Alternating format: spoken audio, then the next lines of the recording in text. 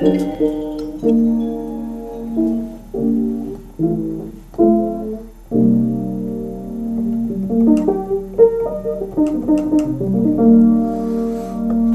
што мене и ништо друго не ми преостана.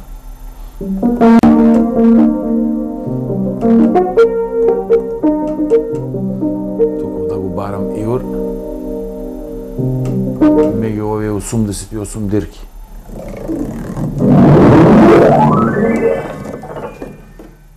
Тој беше неговиот клавир.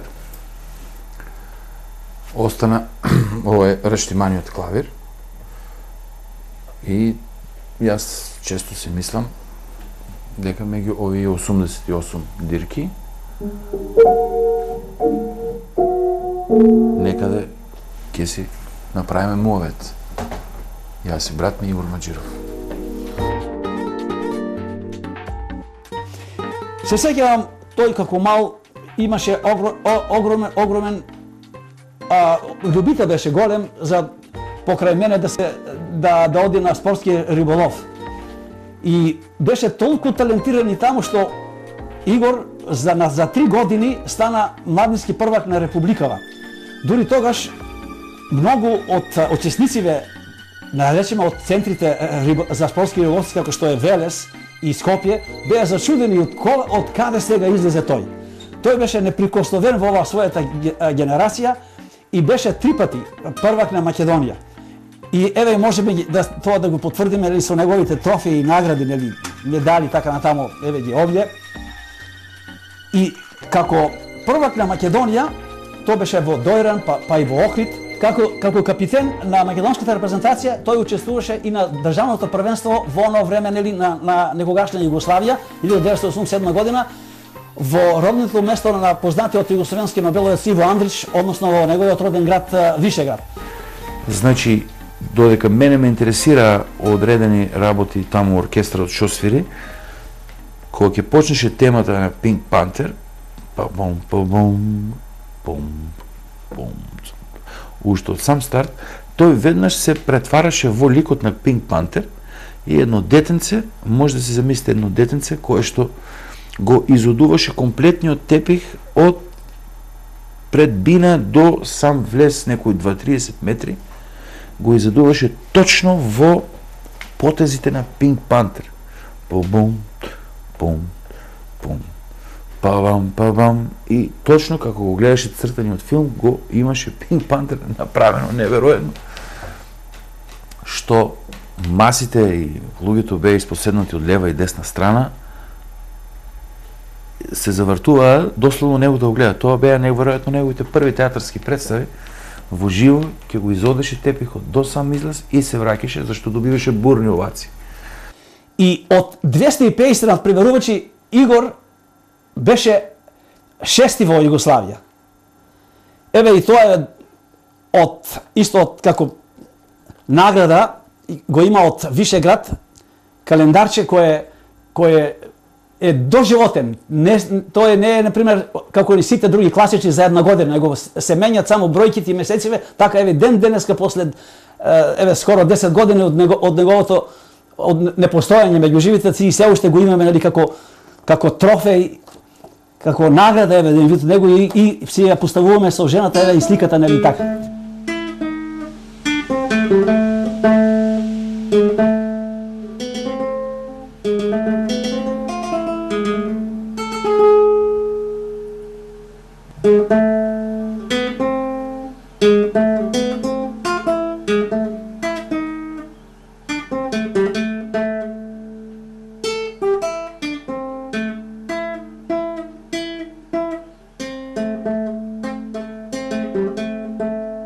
Неговата прва улога мала во Белото циганче, тој беше активиран во нашиот аматерски театар, во нашиот професионален театар, во улогата на улични музиканти, кој беше толку добар што зеде прво место на општинските игри. Доста џвакаше. Цигани, луѓе. Циганите се само цигани и ништо друго. Ајде да си одиме.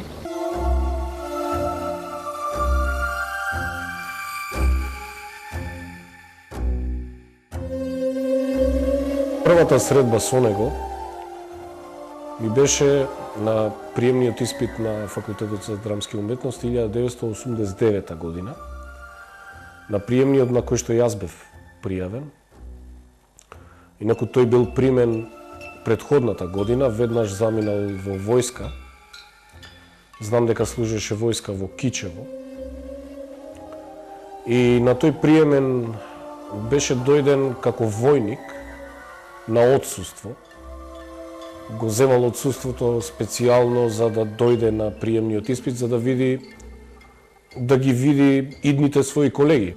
Беше кратко ишишан, имаше кратка црвена коса, војнички ишишана. И после тоа никогаш веќе со кратка коса не го видов. На Игор секогаш ќе се сеќавам со смеа и со солзи поради тоа што не е меѓу нас, а со смеа поради случките што ни се случува.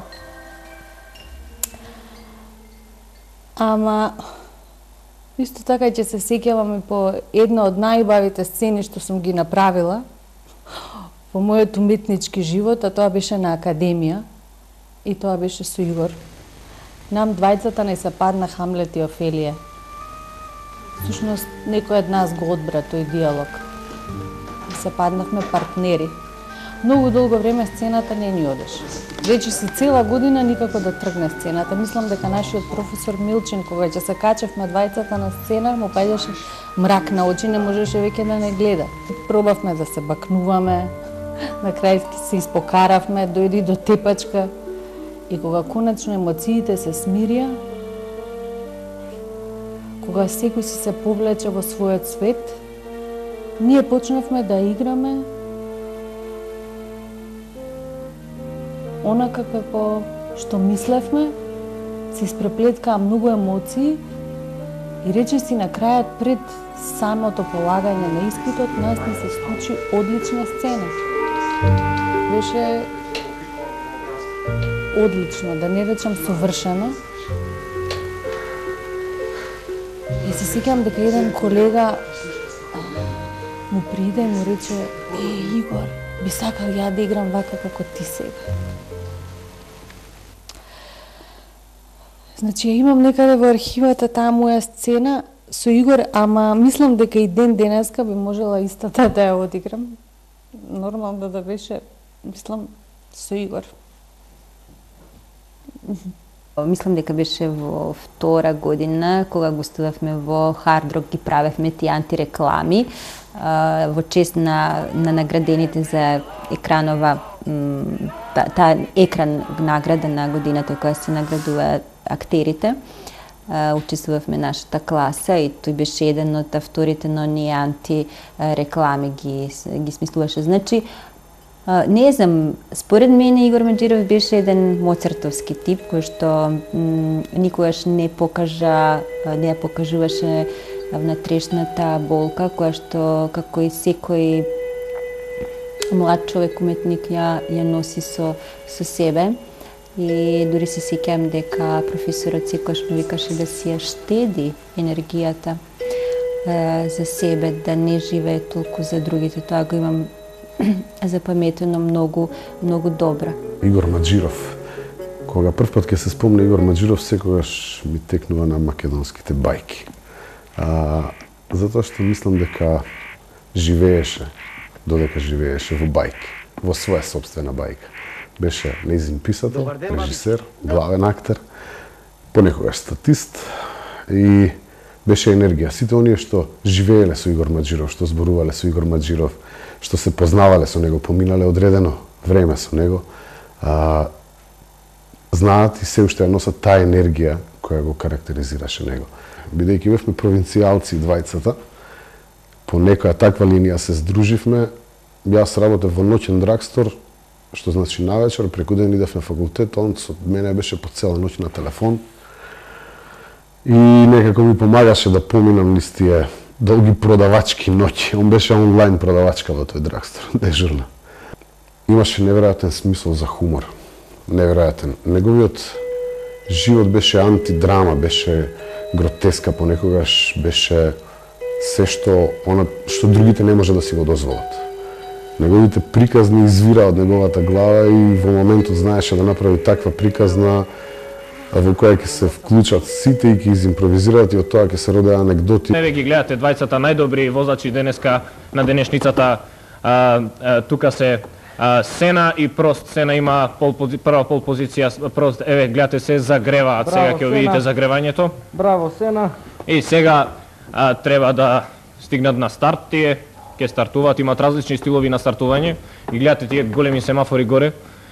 Црвено има и зелено. Сега ќе видиме стартот кој што е повторен. Еве тргнуваат. Да го видиме. Да. Еве го тој удар на Сена. Да, тие серија на удари. Борба, тоа е страшно. Сега ќе ја вратиме снимката од режија, ги молам да ми ја вратат снимката.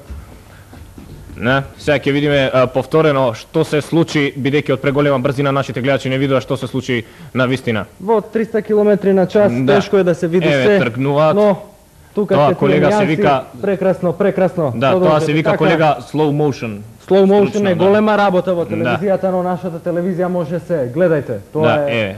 Еве ги тие дуели. Спортот е спорт, да. Еве го тој удар сега. Прекрасно. Сена и го... Прост. Да, прост, Сена е Сена. Да. Да го видиме тоа. И сега ќе ја вратиме снимката и да го видиме оној старт кој што не беше повторен, кој што успеа. Прекрасно. Еве сега повторно се на старт возачите и тие сега помалку ќе тргнат. Еве тргнуваат. Тоа е финтата на Сена со која што тој стекна мала предност. Трката станува интересна е трката, се возат голема брзина, тие си поигруваат од толку се големи професионалци што си играат со тие брзини. Каде е Сена? Сега ќе видите тој момент кога му е буквално на грб Прост на Сена. Тоа често му се случува. Тоа често му се случува на Сена и тој е вознемирен тогаш. Станува нервозен. Тој не поднесува. Не поднесува некој да има зад грб. Што сега зад петиците му е буквално Сена во еден момент гледате буквално зад петиците. Прекрасни петици, тоа е прекрасна борба. Да, прекрасни кадри гледаме вечерва во Есторил во Португалија и сега двајцата возачи ќе влезат во бокс. Па да го видиме боксот. Во боксот секогаш станува јасно кој е во предност. Да. Ајде. Сега ќе го видиме променувањето на гумите. Прекрасно. Тоа променување на гумите, Ферари е прв, тимот на Ферари е прв. Гледате надмокноста на Ферари, меѓутоа Сена има секогаш располага со финти со кои што се служи. Джокер во покер. Джокер, да, секогаш има джокер врака. Еве, гледате и сега ќе видите финишот. Вистински фотофиниш. Ова е последниот удар. Сена тука се удри со тркалото. Да, тоа е последниот дефинитивен удар кој што Сена му го задава на Прост и Сена е прв во оваа трка.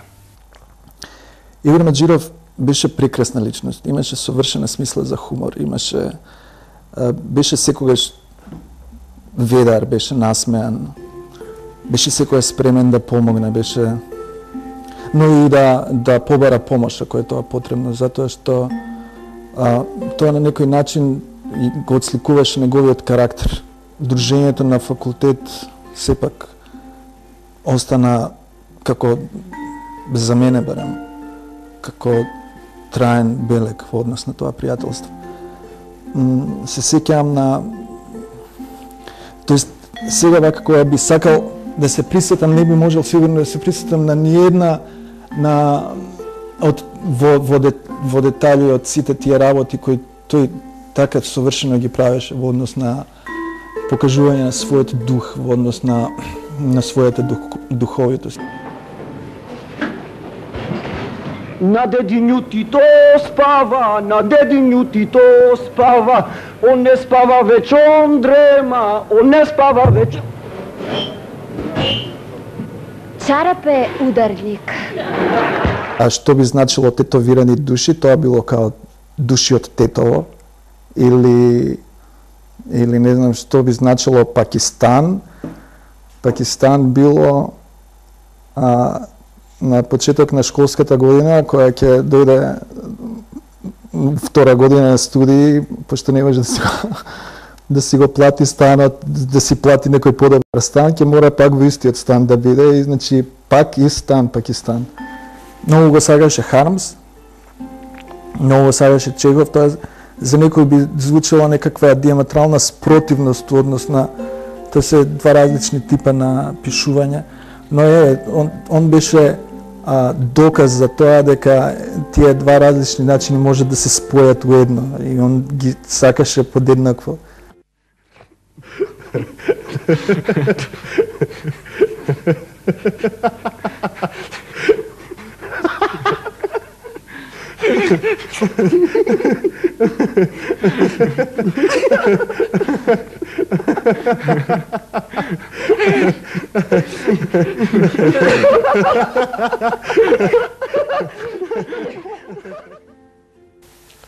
Со чиста совест можам да кажам дека тој беше гениалецот на нашата генерација. Каде убавице? Блазе си ми, в преградка ми идеш, а? Кој си ти? Кој сум јас? Јас сум царот на шумскиот зверилник, лично. Од дворските кодоши дознав дека во дворецот на нашиот одзверен звер се наоѓа најубавата меѓу најубавите. Па си реков, еве згода, на мојот дворец ке ја водам. Ма многу ме плашат твоите шипи. Гледа одве и нозете ме крепат. Така ли? Кога би говорила за мојот колега Игор Маџиров, би кажала дека кога се појави во нашиот театар, едноставно нашиот театар од тогаш беше стана поинаков. Поинаков во смисла што внесе еден позитивен дух, едно весело расположение, знаеше да биде секогаш насмеен, знаеше секогаш да ги кажува своите интересни приказни што се случува околу него. Највеќе раскажуваше за своето семејство, за својот брат, за неговите сите авантури што ги има доживеано со брат му кога патувале заедно. Го паметам како човек што секогаш беше среден. Значи, кога би кажувала, бидејќи сепак се работи за машка особа, Игор беше исклучително педантен, зрачеше со позитивна енергија, имаше прекрасен смисол за хумор. Иако мене некој нешто ме праша, од мене треба се и се што да се плаши. Да се плаши? Немој да мижиш, ама немој да се грижиш. Што барајки сенка, низ цела шума цапнав, за да најдам место, со сласт да те лапнам, со сласт ке те лапнам. Остави ја, господару. На Игор се сеќаваме буквално секој ден, бидејќи и неговото столче и неговата маса во гардеробата машка се уште никој не го користи, неговата слика се уште стои едноставно како тука да е и ден денес со нас. И убаво е тоа што сите негови реплики ги кажуваме малтене на секоја представа. За тебе веќе нема надеж.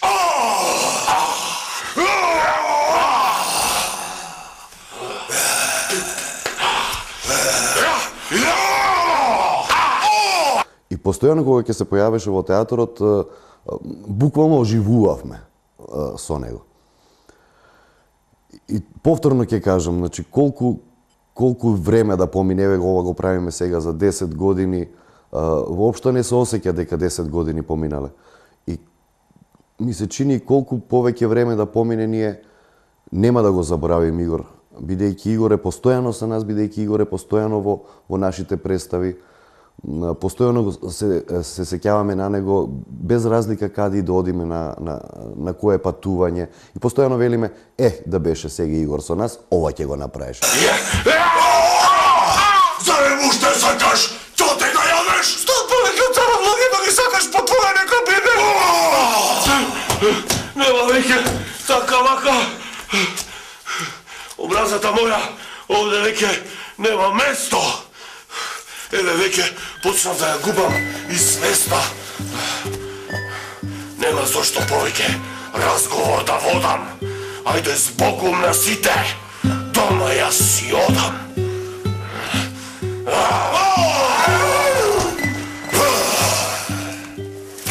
нема секунда, нема минут, нема ден да не помислиме на него и да не се насмееме на тие шеги што тој ги правеше. Од најбанална работа он знаеше да направи шега.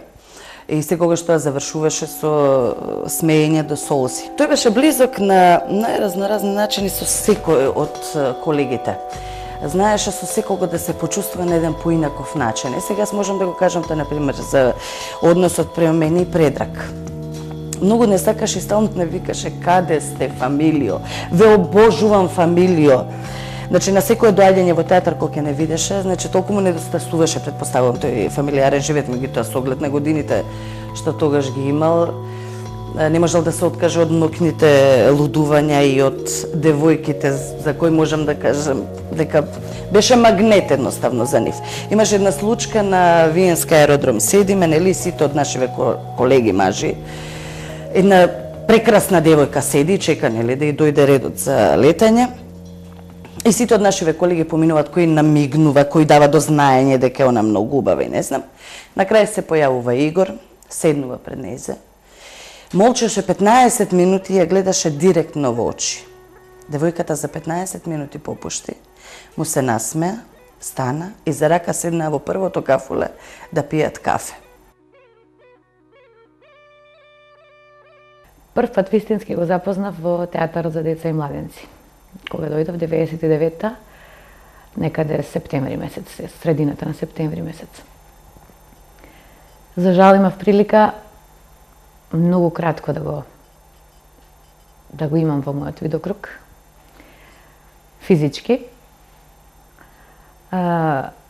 Иако толку многу длабока трага оставил кај мене, што е многу тешко да се опише со било каков збор, па и да се напише било каков текст за тоа. Ке биде можеби клише, нели, повторување ако кажеме дека беше единствен, уникатен и дека му немаше така. Едноставно му немаше сличен, но така е. Клише не клише, така е. Игор пред се као појава, значи со својот изглед, со таа коса, стварно коса, начин на однесување, комплетниот негов изглед, мислам дека е, ќе речем, предодреден за детски театар, да игра за деца. Ова го зборам затоа што бев сведок и у тие представи што игравме заедно, дека децата, без разлика што и да игра, се врзуваат за него. Значи, тоа е некоја од Бога дадена и дарба, и харизма, и појава, и стас, и уопшто начин на однесување, и начин на игра во театарот, кај што децата навистина го сакаа. Можеби им делуваше нестварно, може им делуваше, како би рекол, како некоја нивна играчка детска, како некој за кој се врзуваат, кој им е интересен, како лик од бајка, како реков нестварно, како нешто што е чудно и интересно. И он тоа го имаше. Може не бил ни свесен за тоа, може и бил свесен, али он тоа го поседуваше. И децата се врзува и го сакаа. Јас сум обичен чевларски син. Јас сум искинат опинок мал. Нејзе и прилега највисок чин. Таа е ќерка на крал. Збогум со ништа Жанет, Жанет. И беше талентиран за музика, поготово за свирење разноразни инструменти. Добро свиреше клавир, солидно тропаше тапани, меѓутоа свиреше гајда, што беше многу интересно. Потекнува од гајдаджиска фамилија, неговиот дедо свирел гајда из урла и имаше афинитет кон народните инструменти. Свиреше феноменално кавал исто така.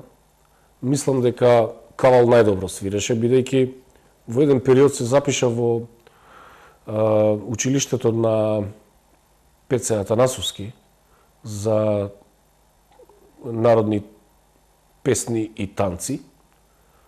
Ги знаеше сите ора, И Кавало го свиреше перфектно затоа што не само што ги посетуваше тие часови кај Пеце Атанасовски, со кој што и лично се знаеше, туку и многу вежбаше дома.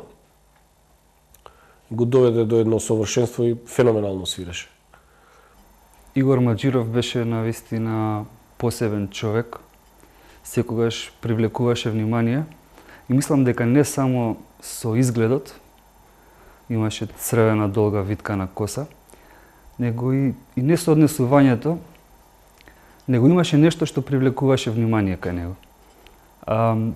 На пример, кога бевме во Тајван на една турнеја, за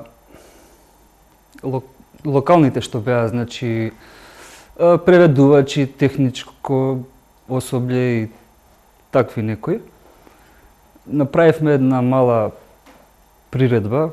Имаше една песна што ја спремавме за не знам што. И тука секој имаше свое соло парче. Игор тука рецитираше, да не кажам рапуваше. И на сцената со него беа и некои колешки што се, можем да кажам, и професионални пејачи. Ама Игор, само што го зема микрофонот, уште пред да отвори уста, доби аплауз од присутните. Значи, луѓето на другиот крај од планетата се почувствува дека и кај нив влијае тој негов шарм. Игор беше како лик создаден од детските бајки. Во него можеше да се сретне и Могли, и Петар Пан, и Малиот принц, а децата најлесно го препознаваа тоа дете во него и едноставно без исклучок сите го обожаваа. Сакаше да ги развеселува луѓето и сите нас овдека колегите, и само што ќе влезеше во театар се создаваше сосема поинаква атмосфера. Атмосфера со смеа, со шега. Знаеше да ги раскажува оние секојдневни случаи од дома до театар. Може би за нас тие беа секојдневни, меѓутоа тој тоа умееше да го направи онака во негов стил театрално. Аз лично като режисьор много така преследвах, гонех, много му се карах, а дълбоко в себе си страшно го обичах. Защото беше първо много весел човек. Такъв човек вече весел в този театър от тогава, когато него го няма.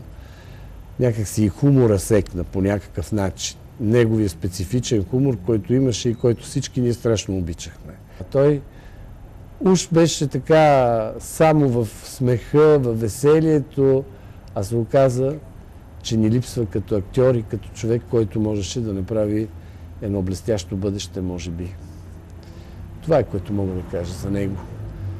Много го обичах по свой начин и много съм го тормозил като режисьор. Ако има и ме гледа от някъде, му се извинявам много за това нещо, защото той заслужаваше друга съдба и сигурно много пъти щяхме да работим заедно след това. Игор беше глумец, много приятен човек, дружелюбив и своевременно го кажав тоа дека сите театри и да нема треба да измислат по еден Игор да имаат во театарот. Ако не друго, за атмосферата и за убавината на професијата кога ќе дојде во една критична фаза. Секогаш бевме добро примени гости кај него дома. Знаеше многу убаво да готви, морам да го спомнам. Оризот со пилешко што го правеше, тоа никогаш нема да го заборавам. Меѓутоа и не само тоа, него знаеше да сготви некој специјалитет и да не повика на ручек. Имаше голема дарба за готвење. Голема дарба за готвење, беше многу вешт со рацете. Значи, кога ќе видите вака, мислите дека трапав дека ќе се утепа по скали или уопште по пат, али беше доста вешт со рацете. Кај него дома на гости сум била, сум имала прилика да одам неколку пати. Мислам дека беше еден од најпедантните машки што сум ги запознала воопшто во животот. Ми ја направил најубавата тава ориз со зеленчук. Беше одличен готвач, готвеше најразни јадења и готвеше многу добро. Но најважно беше тоа што секогаш наоѓаше време да сготви нешто. Готвеше многу вкусни јадења и никогаш не го мрзело да направи супа или да направи компир манџа или граф или било што. И тој растеше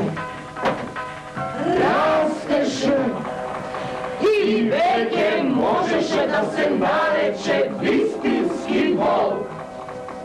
В театъра той направи една изключителна роля за мене. Казвам изключителна и толкова силна дума употребявам, защото наистина аз тази постановка Маугли, в която той играеше самия Маугли, след това съм я правил в поне още 2 варианта, след като излезе в този театър, тъй като в театъра след неговата смърт тя не се е играла вече тази постановка. Но и във вариантите, които аз след това направих, и то не само в България, и в други страни, не можах да намеря такъв Маугли, който да бъде толкова истински и толкова децата да го приемат като Маугли. Тоест той остави следа и в творчеството си по някакъв начин. В този театър той остави следа с тази роля и всеки един, който е от това време в театъра, знае какъв Маугли направи той. Најдоброто Маугли што го имам до сега гледано и не ја обновив таа представа, затоа што не може да најдам за сите овие години некоја копија или приближно до него. Мислам дека во неговата театарска кариера е убедливо најдобрата улога што ја има направено. И мислам дека нашиот театар заради него може да се пофали со еден од најоригиналните Маугли што некогаш се појавени, што некогаш е појавен на театарските сцени. Една од врвните представи на театар за деца и младинци е представата Маугли, во која тој играше насловен лик и беше навистина пред се беше Маугли како појава.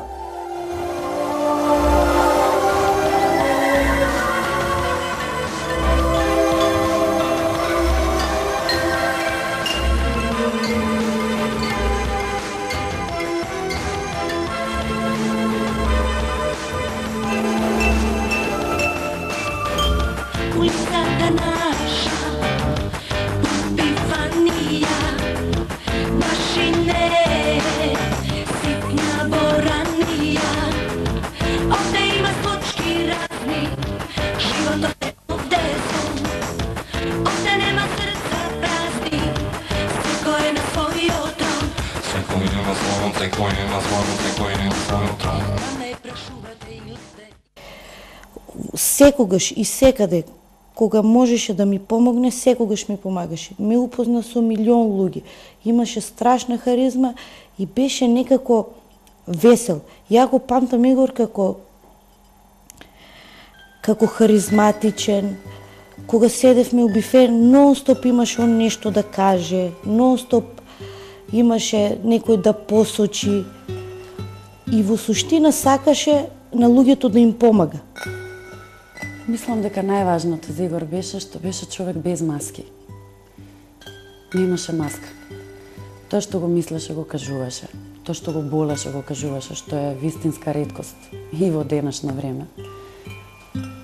И најтешките негови моменти знаеше да ги каже со таква ведрина и грееше. Исто како што грееше и на сцена. Детето со црвената коса.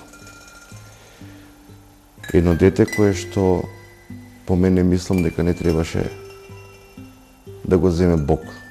То чедо ми стана не само саканик, него и љубов. Човечка љубов, татко-син.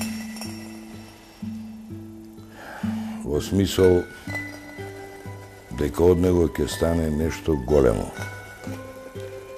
Дојде во Скопје, заврши факултетот, се вработи во театарот за деца и младинци, му се радував кој играше. Он тате ме викаше, јас него сине. Се дружевме многу Мечтаеше многу за љубов, мечтаеше многу за поезија, мечтаеше многу за другарство.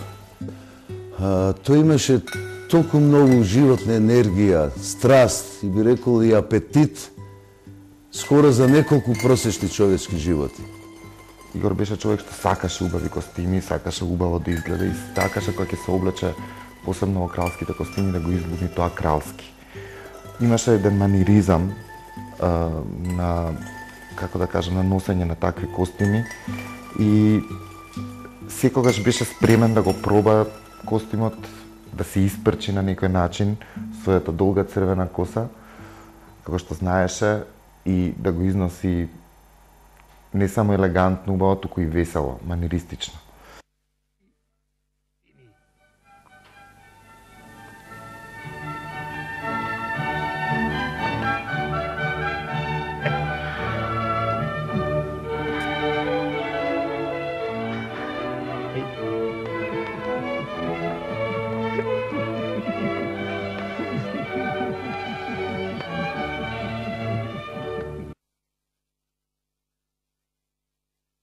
Многу дни преброивме ние, како чум на немирно море, насмеј се на ветрот што вие, љуби ме и главата горе. Игор Маџиров. Точно пред 6 години овој актер си го одзеде својот живот, така барем рече истрагата. Тој се фрлил од 13-тиот кат во зградата во Капиштец во која што живеел. 6 години подоцна неговите родители прашуваат дали навистина Игор се самоуби. Тие тропале на повеќе верати на надлежните институции, меѓутоа не успеале да добијат одговори на повеќе прашања. По смртта на Игор се случуваа многу лоши работи. Пред се во медиумите се пишуваа многу невистини, се пишуваа многу измислици. Имаше новинари кои што пишуваа дека бил член на некоја си сатанистичка секта. Смешно. Поготово за оние луѓе кои што го познаваа. И оние луѓе кои што му беа блиски, пријатели, го доживеа тоа како и колегите негови го доживеа тоа како навреда, лична. Заради тоа што единствената секта на која што Игор припаѓаше беше театарот за деца и младинци. И ништо повеќе. За него ми е многу тешко да зборувам, затоа што тој беше прекрасен син. Имаме многу убави спомени од него. Се обидувам тие 10 години некако да се смирам мислејќи на тие убави работи што ги доживеавме со него. Меѓутоа, самиот факт дека веќе го нема, особено начинот на кој што го снема, многу ме боли и многу ми е тешко. Од Скопје ме повика главниот истражувач на случајот и ние со сопругата заедно отидовме во Скопје во неговиот кабинет. Тој ми рече дека навистина тоа е малку и забрането за таква приватни личности, но тој ни понуди. Од кога бевме во неговиот кабинет, тој ни покажа сликите од смртта на Игор, како лежи тамо доле, и ни кажа дека не се работи овде за само убиство, туку Игор е убиен и се работи за класично убиство. Значи има историја на некакво насилство. Јас лично, значи, бев да му помогнам да ја поправи искршената брава од неговата врата, значи од вратата дома. И во таа привода он мене ми рече дека тоа било после некаква расправија со неговата девојка, дека она се јавила на таткој и дека таткото на девојката и нејзиниот зет ја скршиле вратата. Го прашав дали имаше нешто, дали те тепа, рече не, само за косата ме повлече зетот, мислам, рече. Се обидував некако да се дојде до вистината, да се скине тој превес што се вее над неговиот гроб за тајната на неговата смрт, меѓутоа се беше безуспешно и не можам ниту да се сватам како можат да живеат тие луѓе што не овозможија да се спроведе истрага за неговата смрт, која што и самите тие ја нарекуваа многу мистериозна. Како и да е, во тие 2,5 месеци последни од неговиот живот, ние воопшто не зборувавме. Или зборувавме така, службено, во рамките на пробите или на представите. И тоа никако не можам да си го простам, бидејќи доколку беше се во ред со нас, веројатно таа последна кобна вечер поинаку ќе се развива работите, затоа што тој и претходно кога имал проблеми, некои своји лични во животот, секогаш ми се јавувал прво мене. Во било кое време и било каде и да е, секогаш ме барал мене да отидам да му помогнам нешто или нешто да или тој да дојде кај мене и да преспие кај мене вечерта и така натаму. Така да мислам дека никогаш нема да си простам тоа што ете по моја вина се искаравме во Тајван и веќе до крајот на неговиот живот и не прозборивме. За неговата прерана смрт веројатно во голема доза сме сите ние одговорни околу него. А во уште поголема доза веројатно и тој самиот. Чувствувам дека не можам да умрам се додека не се расчисти зошто и како го снема мојот прекрасен син. Тоа ми е многу тешко. Аман мајче, се окриме и куртулиме отисуме еден на мајка и на татко.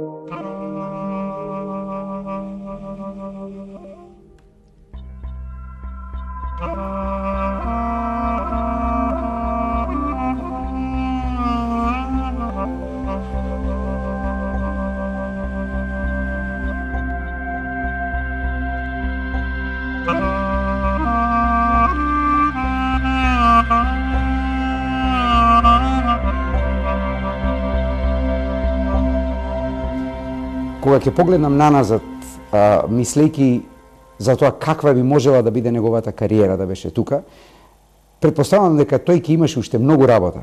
И се што можам да кажам е дека огромна празнина е таму каде што го нема него сега, дека ми е многу жал и дека и јас сум една од тие кои никогаш нема се помират што Игор не е веќе овде. Оние кои што се виновни, нека биде тоа што ќе биде со нив. Тоа што треба да биде.